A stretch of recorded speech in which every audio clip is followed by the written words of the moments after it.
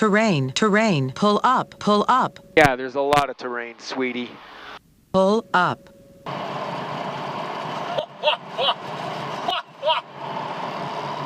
this is badass! There's goose crap all over this runway. I think I have a new favorite airport ever. Where are you going today? Today's a bit of a special edition, I think, of the series for a multitude of different reasons. As you just saw, this is my new favorite airport. It is a varsity airport. You need to know what you're doing going into this airport. One of the things I think I'll talk about in another video is how do I choose the airport I'm going to. This is a good example. I kind of figured out where I was going to go and came into Coeur d'Alene Aviation, and the owner, Kirk, was the one who asked me, "Where are you going today, Mike?" And I asked him back, "Where do you think I should go?" And ironically, he immediately asked me, "Have you thought about going to Orofino?" Which is where I wanted to go. So today we're going to Orofino. One of the reasons it is so difficult for me to make this video is the hardest part for me is doing the Google Earth aspect of it, trying to depict the environs of the airport. And this one is just bonkers. It's unbelievable, all the terrain, and that's what makes it fun. But trying to capture that, even the video itself that you watch, it does not portray just how bonkers the whole environment is. So, what makes this a varsity airport?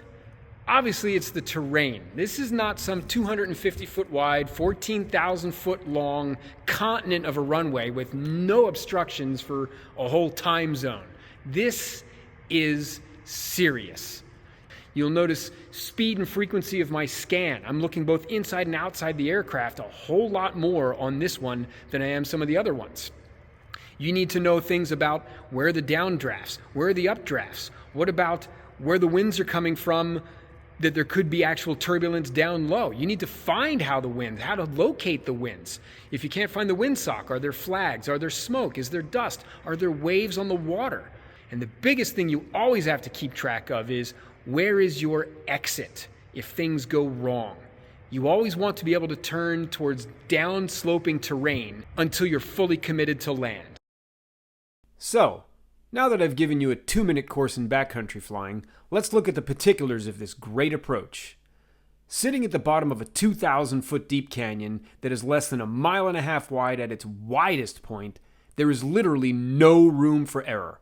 You have to be infinitely comfortable flying close to terrain, because even though you're 1,000 feet above the runway elevation, you might be less than 50 feet off the ground. A standard rectangular pattern in either direction is impossible. So like many backcountry approaches, you have to get inventive, taking into account all of those factors I just mentioned. In short, here's what I came up with. And after all that build-up, the following video does zero justice to it all. Have a look. Orofino traffic, Tecum 348 Tango Alpha is overhead at 2,500 feet. We're going to set up for runway 26, Orofino. Wow, this is bloody awesome! Terrain, terrain, pull up, pull up. Yeah, there's a lot of terrain, sweetie. Pull up. Lights are all on. Good, Pull good. up. Wow.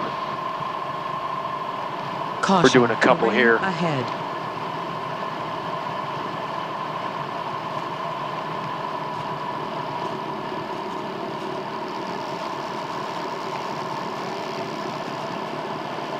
Obstacle, obstacle, pull up, pull up. You know, Pull up.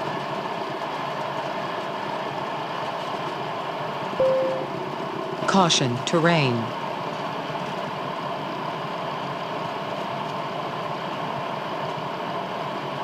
Terrain, terrain, pull up, pull up. Pull up.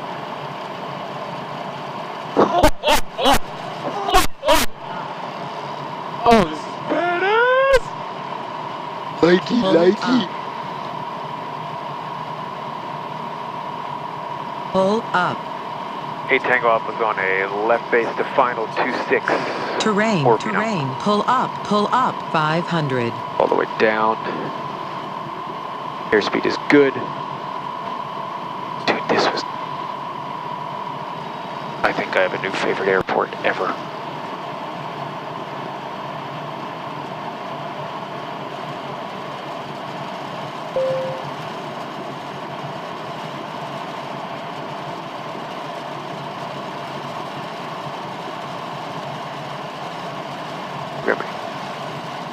This one's gonna be a full stop. I'm floating the shit out of this.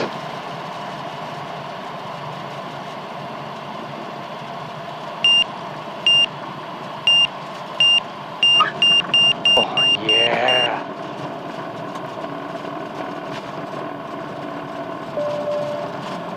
There's goose crap all over this runway.